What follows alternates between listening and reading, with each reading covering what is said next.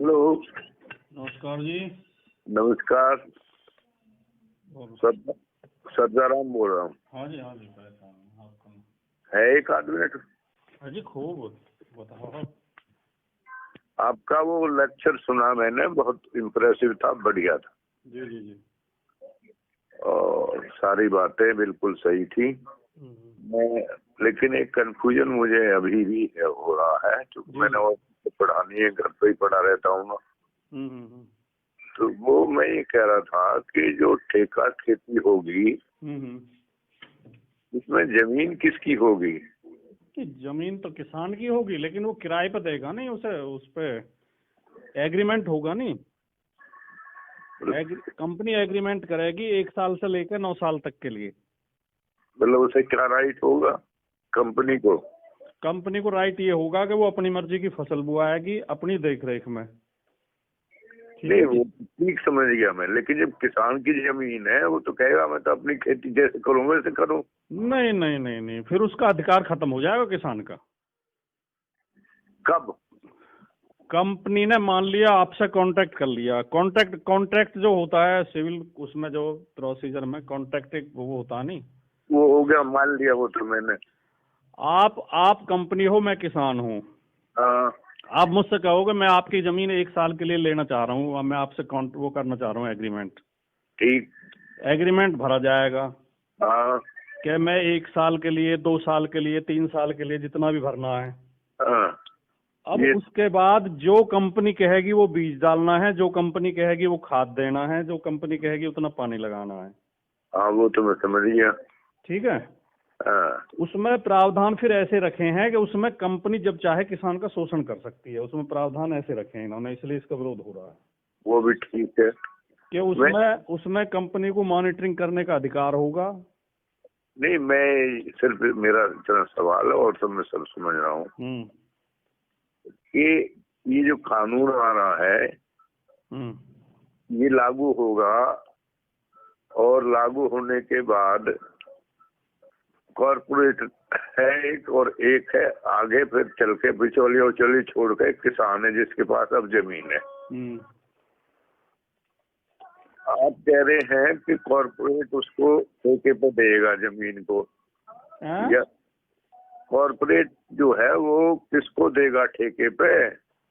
Corporate क्यों देगा ठेके पे? वो तो ले रहा है ठेके पे। ठेके पे ले रहा है, किसान से ले रहा है। हाँ। मतलब किसान ना दे तो कोई जबरदस्ती थोड़ी है। नहीं, फिर तो सारे मने कर देंगे, कंपनी देते, मतलब ज्यादातर। ये संभव है क्या? आप मान रहे हो ये संभव है? नहीं, संभव तो नहीं है। एक थ्योरेटिकल प्रश्न तो आता ही है कि वही मान लिया 50% ने दिया, 50% ने नहीं दिया, या 40 ने दिया, 60 ने ना दिया। आप जो नहीं, आप तो बहुत अनुभवी और बहुत समझदार और बहुत ज्ञान है आपको, और आप जमीन पे काम किया आपने। जब एक कल्चर शुरू हो जाती है नी। अच्छा। ये एक टुकड़ा डालना हो गया।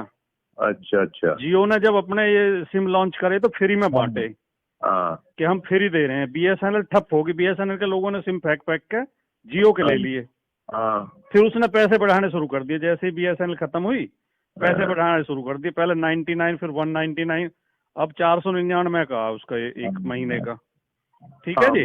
मैं आपको याद दिला दूं तो ठीक है। नहीं, मेरी बात सुन लो, जो आप पूछ रहे थे मैं वही बताना चाह रहा हूँ। अच्छा। अब इन कंपनियों के पास इतनी पूंजी होती है कि साल, 2 साल, 3 साल का घाटा झेल सकते हैं।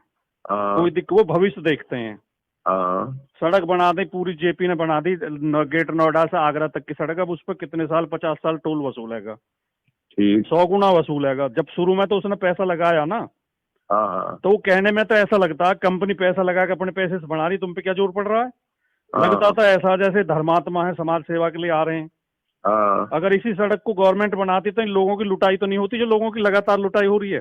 500 रुपए ले लें आगरा तक के एक बार जाने के। लंबे समय तक होगी यार। ठीक है जी।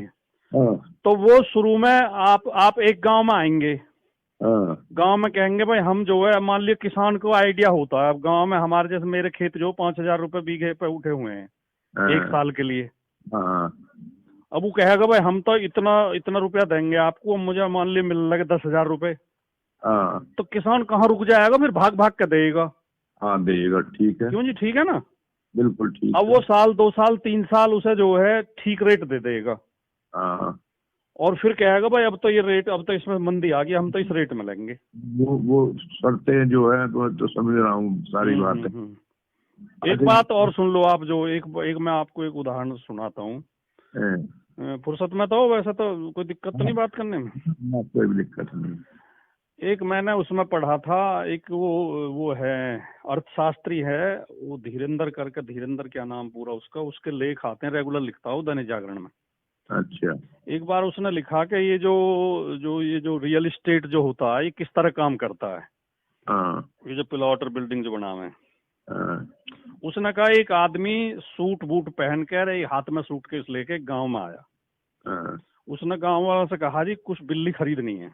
हाँ गांव वाले ने सोची यार आज तक तो कहीं बिल्ली खरीदना, उसने बिल्ली कौन पैसा दे रहा।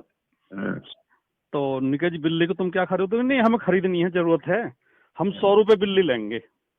हाँ अब जी गांव वाले ने पकड़ पकड़ के बिल्ली, उसने एक मकान किराए पे ले लिया हाँ और उसमें बिल्ली रख ली वो, हाँ और उनके दूध की और खाने की व्यवस्था कर दी। हाँ और लोगों ने 100 रुपया 100 रुपया हम बिल्ली पकड़ पकड़, गांव में जितनी बिल्ली है पकड़ पकड़ के बात दे दी, 2-4 बिल्ली बची। हाँ एक हफ्ता बाद एक दूसरा आदमी आया, हाँ निक साहब कुछ बिल्ली खरीदनी है। हाँ तो गांव वाले बोले बिल्ली इनके कुछ ज्यादा ही विशेष महत्व होगा, देखा है नहीं भाई कितने खरीदेगा? नहीं जी 500 रुपये बिल्ली। हाँ बोले उन्होंने की साले तुमने तो 100 में लुट के तुम सचो। अब जो 2-4 बिल्ली पर बच रही थी, हाँ वो कोई लेके आया तो उन्होंने 500 रुपये हम खरीद ली भाई। हाँ ठीक है जी। जी। अब वो जो है गांव वाले उसके पास जाल लगे जिसने पहले खरीदी 100 में। हाँ नहीं भाई हमारी बिल्ली वापस दे, हम न दे रहे तो बिल्ली, हम तो अपनी वापस ले रहे हैं। हाँ माने की तो 300 रुपये में दूंगा। अच्छा। मैंने इन्हें दूध बीत पे आया और ये खवाया और वो खवाया, लोगों ने 300 रुपये हम बिल्ली खरीद ली, वापस हो गया 500 में बेचेंगे। हाँ और वो जो दूसरा आया वो आया ही ना, फिर उन्हीं की बिल्ली 100 में खरीद के 300 में बेच गया उन्हें। हाँ इस तरह पूंजीवाद काम करता है। ठीक।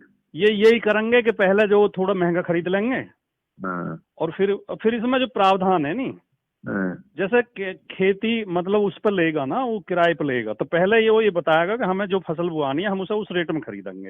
हाँ वो पहले तो। हाँ अब उसने कह दिया हमसे कि हम अब तुम गेहूं बो इसमें, हाँ, और उसमें फिर ये क्लॉज दिया है कि उसकी मॉनिटरिंग करेगा वो। अच्छा। अगर उसके सही तरीके से खाद बीज पानी निराई गुड़ाई जो सही नहीं हुई, उसे लगा कि किसान ने लापरवाही की है, हाँ तो बीच में एग्रीमेंट कैंसिल कर सकता है। ठीक। ठीक है जी। ठीक। और अगर दोनों में कोई विवाद होगा पैसे वैसे को लेकर या उसको लेकर क्वालिटी को लेकर, हाँ, अगर फसल की क्वालिटी सही नहीं है, वो कह सकता है इसकी क्वालिटी सही नहीं है, किसान कहेगा क्वालिटी सही है, हाँ, तो फिर उनके बीच में फैसला कैसे होगा? हाँ, उसके लिए वो प्रावधान इतना खतरनाक रखा है कि पहले एक सुलह बोर्ड बनाई जाएगी। हाँ, सुलह बोर्ड में दोनों के प्रतिनिधि होंगे, जी। वो 30 दिन के अंदर फैसला करेंगे। हाँ, 30 दिन के बाद फैसले में अगर फैसला नहीं होता है, एक पक्ष को मंजूर नहीं होता है, तो वो एसडीएम के कोर्ट में जा सकता है।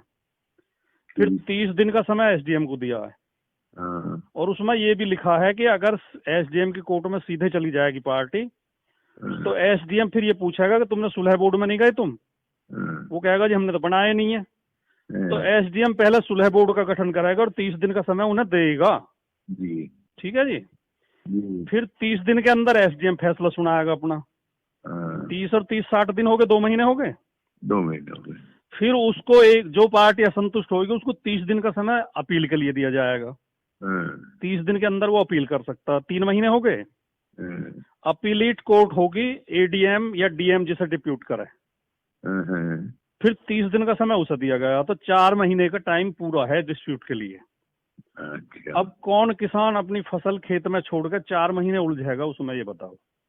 ठीक। और क्या एसडीएम या एडीएम उनके पक्ष में, किसान के पक्ष में फैसला सुना देंगे अंबानी के सामने? ठीक। और उसमें साफ फिर ये लिखा हुआ है कि ये किसी सिविल कोर्ट की ज्यूरिडिक्शन में नहीं आएगा। इस एक्ट के तहत कोई भी विवाद सिविल कोर्ट नहीं सुनेगा। यानी कि वो एसडीएम और एडीएम जो फैसला करेंगे वही सुप्रीम कोर्ट है। ठीक है जी।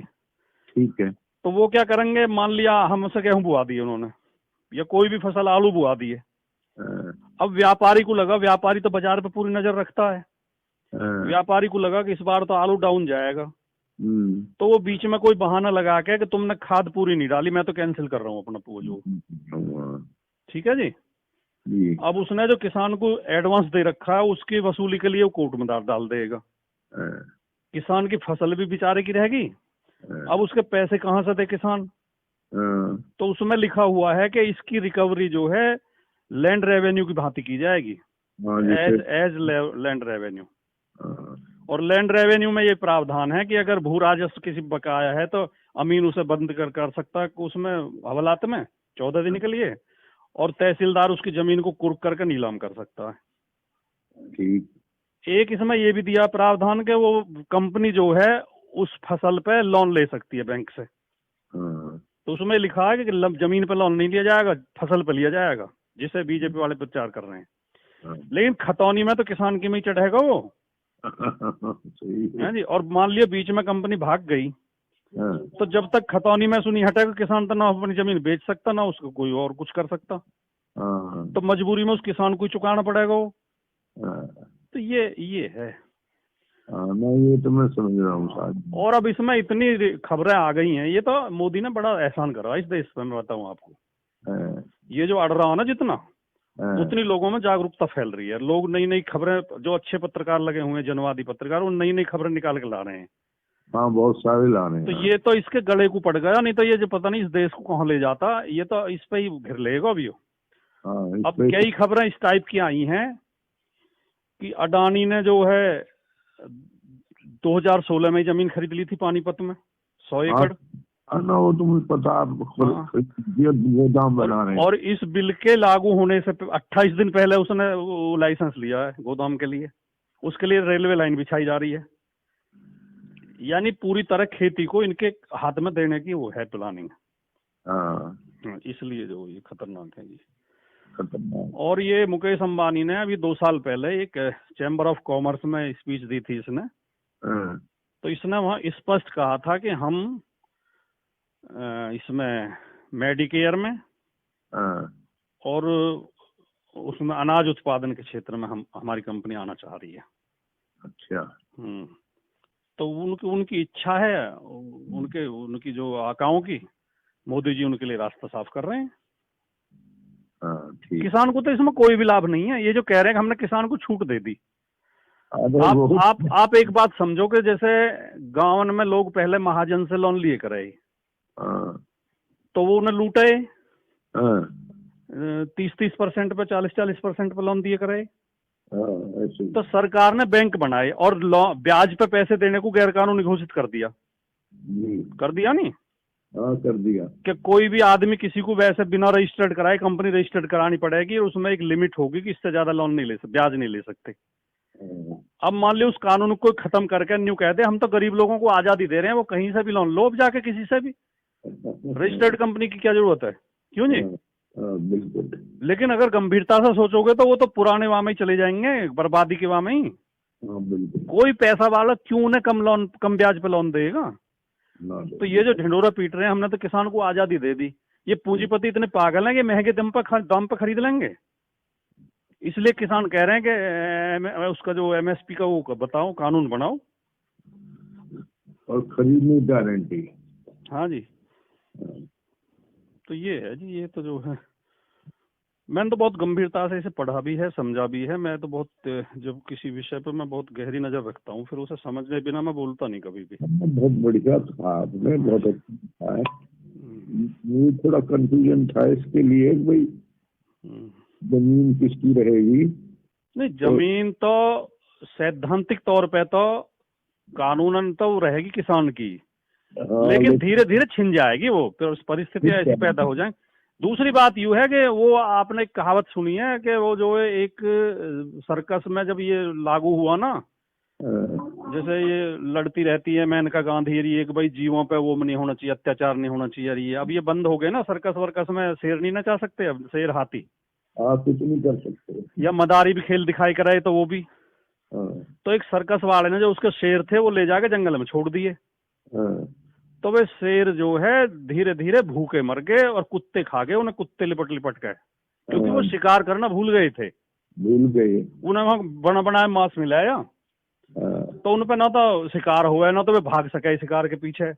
अब वे या इंतजार में बैठे रहे कि तुम्हें जैसे रोज उन्हें खाना मिले कराए सर्कस में, तुम्हें कोई खाना देगा आके, वे कुछ तो भूखे मर गए, कुछ कुत्ते ने मार लिए।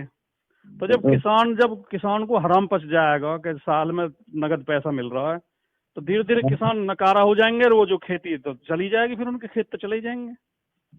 इनसे तो छुटकारा सभी पाना चाह रहे हैं। आप देख रहे हो अपने क्षेत्र में भाई कद हो रही है, एक बार कद मिल रहा है भाई मुआवजा। ये हाल है। ठीक है, चलो ठीक है जी, समझ आ गया। Thank you. अच्छा जी, नमस्कार। नमस्कार।